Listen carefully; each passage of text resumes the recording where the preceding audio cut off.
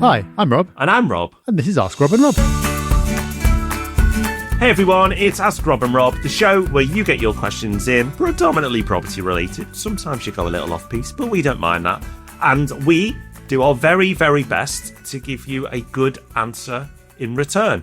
We've done this over 500 times now, so we're well versed, but luckily you always have a lot of questions, and we'll guide you now to the place you can go to ask some more. Yep, it's just one destination, propertyhub.net/ask. If you go there, you can leave us a question in written form for our Sunday Times column, or you can get yourself on the show and be the envy of all your friends by leaving us a voice note. Alrighty, so let's get going. Let's have our question in from Jessica.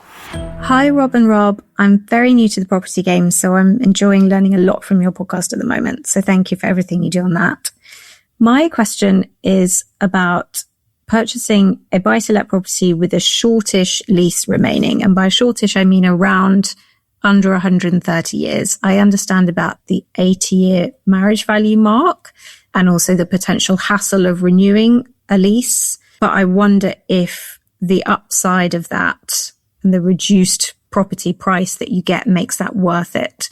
I'm also wondering how much you can find out about what that lease renewal process will look like with a leaseholder before you purchase a property, or if you just have to take the risk. Thank you so much in advance. Hey, Jessica, thank you for your question. It's great that you have some awareness around this. Lots of people don't. So this is why I love this show, because not only it helps you, but it helps other people listening to it as well. And 130 years, I would be very comfortable with. So normally, if this was a residential purchase, people may have it for 25 years. Mortgage lengths are for 25, 30 years. By the time you go through that length of time, you would still be absolutely fine. I would have concerns if it was like 105 or less. And you know what? I've said concerns. I don't even think concerns. I would take it into consideration if it was 105 years or less. But at the moment, I think you're absolutely fine. To give you an example, before the laws around leaseholds changed, the typical lease that new builds used to come with was about 125 years. It was rare to see it more than that. Sometimes you saw 200 years, sometimes you saw 150, but it was in the interests of the person creating the lease for it not to be too long, because it added more value to that lease when they sold it on. So at 130 years, you're actually above what was the normal threshold. Now, new builds today, the standard is pretty much 999 years because there's no value in those leases anymore. So they're not incentivized to operate that way. But you are clearly talking about a property that is not a new build, which is absolutely fine. Rest assured, 130 is absolutely okay. Above 105 is fine as well.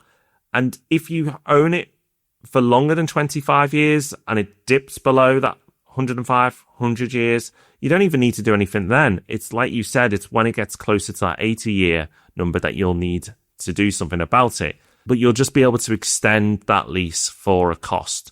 And the cost should be reasonable because you can challenge it if it's not. But you can take some advice from your solicitor when you're buying it to say, hey, if I wanted to extend this lease today, what would I expect to pay? Then the price would change as time goes on, but at least you get an idea. And if that number intimidates you, then fair enough. But like I said, Jessica, by the time you come to sell this property or pass it on to someone else, the amount of mortgage that is left will probably still be okay. I hope that helps. Okay, let's have a listen to our next question now. This one is from Emma. Hi, Rob and Rob. It's Emma here. And I'm just wanting to ask you on the back of your Deeside episode the other day, Rob. So obviously you've now bought a house in Wales. I don't know, do you already own any in Wales? Because the rules do tend to be, they're slightly different on each side of the border. So I have 3 properties and I'm from Deeside. So properties are around Deeside in Wales. And we've literally just branched our wings and we're now going to own a house in Lincolnshire, which we've bought through the Property Hub. And I'm quite nervous jumping over the border because the rules are different slightly. Because in Wales, I've had to be part of Rent Smart Wales for over 5 years now. I had to take training, had to pay for a licence. We're already on a register. And now I'm going to have to do the same sort of in England with the new renters' right reform bill coming through. And just like little niggles that are slightly different. Like my husband does have a house in England, but he had to give notice or some sort of document to his tenant by the 31st of May the other week on the new Renters' Right Act. Now in Wales, I've got to update my contracts. They're called something else in Wales, to be honest, but they're basically a tenancy contract. I've got to give them something by the 14th of June, and I'm just so worried of getting it wrong on each side of the border. So do any of you already own the odd one in Wales, or have you just stuck to England? How do you feel about the rules being different in Wales? Even stamp duty in Wales is called land transaction tax, I think. The thresholds for that were different, which I wasn't aware of. They're actually a bit more generous in Wales. So yeah, let me know what you think. Thank you. Emma, thank you for your question. And yeah, you're not wrong. The differences between England and Wales are not huge, but just enough to be annoying and catch you out on certain things. I think the positive is that if you're coming from Wales to England, you'll find that you'll have less to do because, for example, there is no equivalent of Rent Smart Wales. There is no national level licensing. There's no training you have to do. So the thing I often say about when I'm talking about letting and tenancies is none of it is that hard. You just have to know about it, and that's often the hardest thing. So the approach you take to this very much depends on how hands-on you want to be. So, for example, you could just put a letting agent in charge, done. Now, they have to be a good letting agent. You have to remember that the legal responsibility is still on you if they mess up. But essentially, if you put someone competent in charge, then you don't have to do a whole lot. They should stay on top of everything for you. Everything around rental reform in England and the notices you have to serve, agents are on top of that.